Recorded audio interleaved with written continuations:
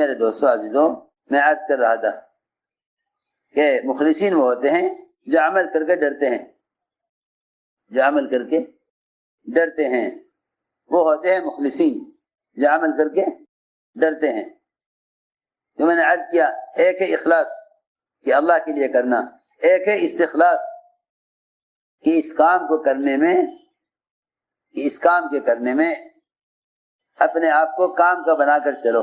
سنو غور سے، ایک ہے اخلاص اللہ کے لیے کرنا، ایک ہے استخلاص کہ اس کام کے ہو کر رہنا۔ سنو غور سے، نکلنے کے زمانے میں دنیا کا ارادہ کرنا، ہر سمجھتے تھے کہ ہجرت، اللہ کے راستے کی نقل و حرکت، یہ اتنا نازک اور اتنا اونچا کام ہے کہ اگر اس کے ساتھ کسی اور چیز کو شامل کر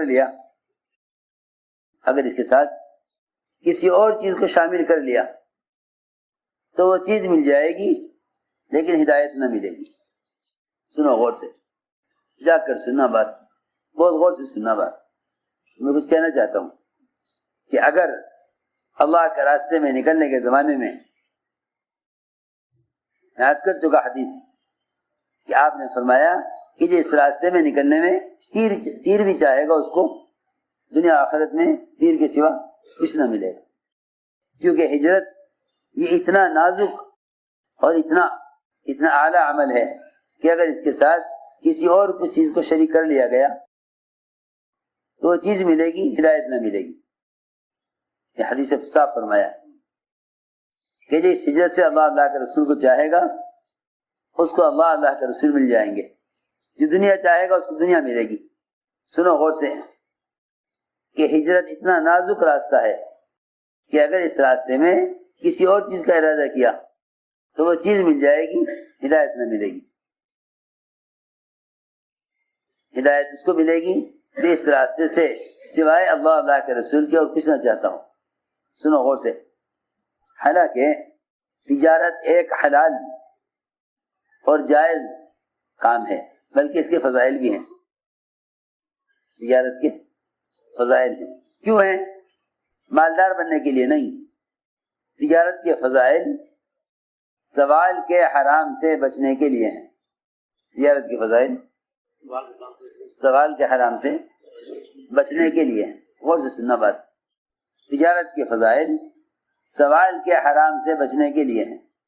لوگ تجارت کے فضائل کی وجہ سے دین کے معنی چھوڑے ہوئے ہیں، یہی سوچ کر کہ تجارت کرنا حلال کمانا بھی تو فرض ہے، حالانکہ تجارت کرنا فرض نہیں ہے، تجارت کرنا فرض نہیں ہے، اپنے آپ کو سوال سے بچانا فرض ہے۔ اس سوال کی شکل کو چھپانے کے لیے تجارت ہے۔ اتنے سے ضرور بات عرض کر رہا ہوں، اگر مالدار بننا چاہتے ہو تو ایک ہی راستہ ہے کہ تجارت کو پیسہ کمانے کی غرض سے نہ کرو۔ اگر کیا بننا چاہو، اگر مالدار بننا چاہو تو تجارت پیسہ کمانے کی غرض سے نہ کرو، کیونکہ یہ پیسہ کمانے کی غرض سے مالدار بننے کے لیے حلال تجارت بھی کرے گا، وہ بھی اللہ سے اس حال میں ملے گا قیامت میں کہ اللہ اس سے سخت ناراض ہوں گے، کیونکہ نیت تجارت سے استغنا نہیں ہے، بلکہ نیت تجارت سے مالدار بننا ہے۔ یہ بات توجہ سننی پڑے گی بہت، حالانکہ حلال تجارت کر رہا ہے، حلال تجارت کر رہا، کسی کو دھوکہ نہیں دے رہا، جھوٹ نہیں بول رہا، نقلی مال نہیں بیچ رہا، کسی سے قیمت حد سے زیادہ نہیں لے رہا، ہر طرح سے اس کی تجارت اللہ کے حکم کے عین مطابق ہے، لیکن نیت مالدار بننے کی ہے، نیت مالدار بننے کی ہے کہ مالدار کہلاؤں۔ تو فرمایا کہ اس بدنیتی کی وجہ سے اللہ سے قیامت اس حال میں ملے گا کہ اللہ اس سے سخت ناراض ہوں گے۔ حدیث میں اسی طرح ہے۔ فرمایا آگے اسی روایت میں کہ تجارت اس لیے کرے تاکہ اپنے گھر والوں کی ضرورت پوری کر لے، اور اس نیت سے حلال کمائے تو وہ اللہ اس حال میں ملے گا کہ اس کا چہرہ چاند کی طرح چمک رہا ہوگا. سنو غور سے. یہ فرمایا کہ سچا تاجر کن کے ساتھ ہوگا؟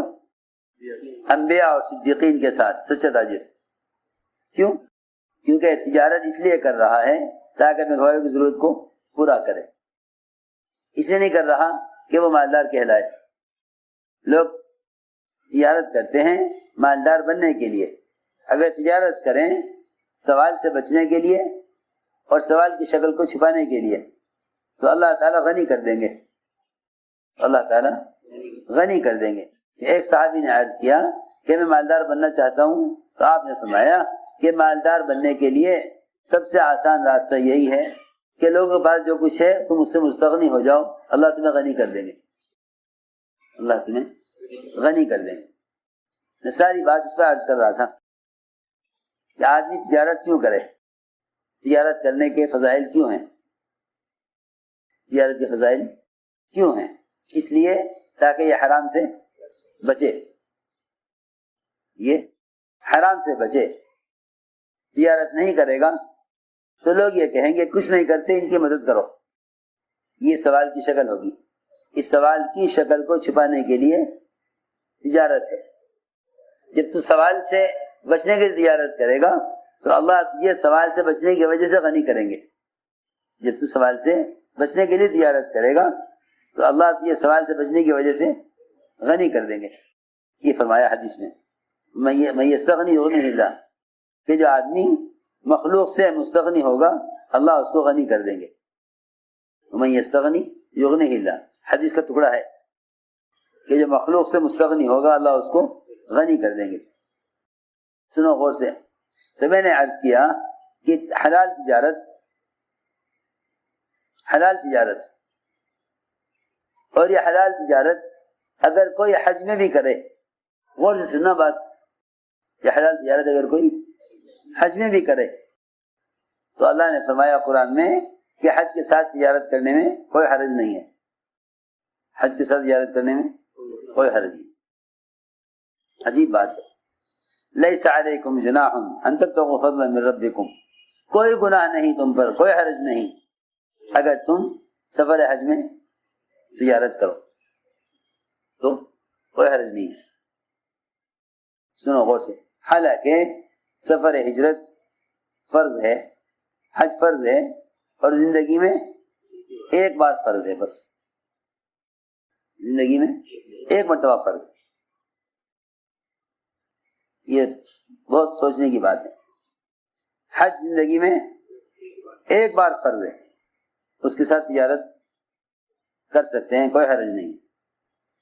لیکن اللہ کے راستے میں نکلنے کے زمانے میں اگر تجارت کی, اگر اللہ کے راستے میں نکلنے کے زمانے میں تجارت کی اور پھر اللہ کے راستے میں دشمن کے ہاتھوں قتل بھی ہو گیا تو تمہیں فرماتے ہیں کہ یہ شہید نہیں ہوگا اللہ کے یہاں, کیونکہ اس نے نکلنے کے زمانے میں تجارت کی ہے. یہ فرمایا عمر رضی اللہ تعالیٰ نے کہ ایک آدمی اللہ کے راستے میں نکلتا ہے اللہ کے کلمے کو بلند کرنے کے لیے, اس کے دین کو دنیا میں پھیلانے کے لیے. نکلنے کے زمانے میں ایک چھوٹی سی تجارت کا, اس کو چھوٹی سی تجارت کا موقع مل جاتا ہے. اس طرح کہ ایک چیز سستی بک رہی تھی, خرید لی اور آگے بڑھ کر اس کو بیچ دیا, اس سے اس کو کچھ نفع ہو گیا. یہ نفع, یہ حضرت کی بات میں عرض کر رہا, اس نے یہ نفع اٹھا کر سواری پر رکھ لیا, پھر یہ آگے بڑھا اور دشمن مقابلے پر آ گئے اور یہ اللہ کے راستے میں غیروں کے ہاتھوں قتل کر دیا گیا. حضرت نے فرمایا کہ اس کو شہید نہیں کہہ سکتے. تو کیوں؟ اللہ کے راستے میں نکلا, اللہ کے کلمے کو بلند کرنے کے لیے, اس کے دین کو دنیا پھیلانے کے لیے, اور پھر شہید کر دیا گیا. حضرت نے فرمایا کہ تمہیں معلوم نہیں, اس نے اللہ کے راستے میں نکلنے کے زمانے میں ایک تجارت کی ہے اور وہ تجارتی مال اس کی سواری پر رکھا ہوا ہے. وہ کمایا ہوا نفع اس کی سواری پر رکھا ہوا ہے. یہ اللہ کے راستے میں قتل ہوا ہے، شہید نہیں ہوا. اللہ اس کو اپنے فضل سے جنت میں داخل کر لے تو کر لیں، ورنہ یہ آدمی شہید کے درجے پر نہیں پہنچ سکتا، کیونکہ اس نے نکلنے کے زمانے میں وہ کام کر لیا جس کی وجہ سے ہجرت تو ختم ہو گئی. ہجرت تو ختم ہو گئی. کیوں حضرت نے فرمایا کہ مہاجر تو صرف وہ ہے کہ ہجرت سے اس کی نیت اللہ کے رسول کے سوا اور کوئی نہ ہو. سارے صحابہ میں سے ایک صحابی ہیں جنہوں نے ہجرت اس لیے کی تھی، تو میں قیس نے کہا تھا کہ اگر تم ہجرت کرو گے تو میں تم سے شادی کروں گی. کہ اچھا، اگر ہجرت کرنے پر تم مجھ سے شادی کرے تو میں ہجرت کر لیتا ہوں. سارے صحابہ کے درمیان یہ ایک مہاجر ہیں جن کے ساتھ قیس کی نسبت لگتی ہے. پر میں مہاجر قیس. ساری بات میں نے عرض کی ہے کہ اپنے عمل کو اللہ کے یہاں قبول کرواؤ، اپنی نیتوں کو ٹھیک کر کے. ورنہ یہ فرمایا کہ اگر نکلنے کے زمانے میں تجارت کر لی، ہمارا تو حال یہ ہے کہ اللہ کے راستے سے واپس جاتے ہوئے ایسے سامان خرید کے لے جاتے ہیں جیسا کہ آئے تھے ہی بازار کی نیت سے. لو جی لو. جب شہید کی شہادت دنیا کے ارادے کے ساتھ، شہید کی شہادت بھی اللہ کے یہاں قبول نہیں دنیا کے ارادے کے ساتھ، تو بتاؤ ہمیں کون سے شہادت کا درجہ مل رہا؟ ہمیں کیوں یقین ہے اس کا کہ ہاں سارے اعمال قبول ہو جائیں گے، تم دنیا بھی لے جاؤ؟ عجیب بات ہے. میں ساری بات اس پر عرض کر رہا کہ اپنی نیتوں کو درست رکھیں، کیونکہ اگر تیر کا بھی ارادہ کر لیا تو دنیا آخرت میں اس تیر کے سوا اور کچھ نہیں ملے گا. اتنا نازک راستہ ہے. اسے میں نے عرض کیا دو چیزیں اصل ہیں عمل میں، علم اور ایمان. کہ علم سے عمل کی درستگی ہے اور ایمان سے نیت کی درستگی ہے. فرماتے تھے جتنا ایمان میں ضعف ہوگا عمل میں ریا داخل ہوگا، جتنا ایمان میں کمزوری ہوگی اتنا عمل میں ریا داخل ہوگا. کہ علم سے عمل کی درستگی ہے اور ایمان سے نیت کی درستگی ہے. فرماتے تھے جتنا ایمان میں ضعف ہوگا عمل میں ریا داخل ہوگا، جتنا ایمان میں کمزوری ہوگی اتنا عمل میں ریا داخل ہوگا. ساری بات میں صرف یہ سمجھانے کے لیے عرض کی ہے کہ اپنے عمل کو اللہ کے یہاں قبول کروانا ہے، کہ اپنے عمل کو اللہ کے یہاں قبول کروانا ہے.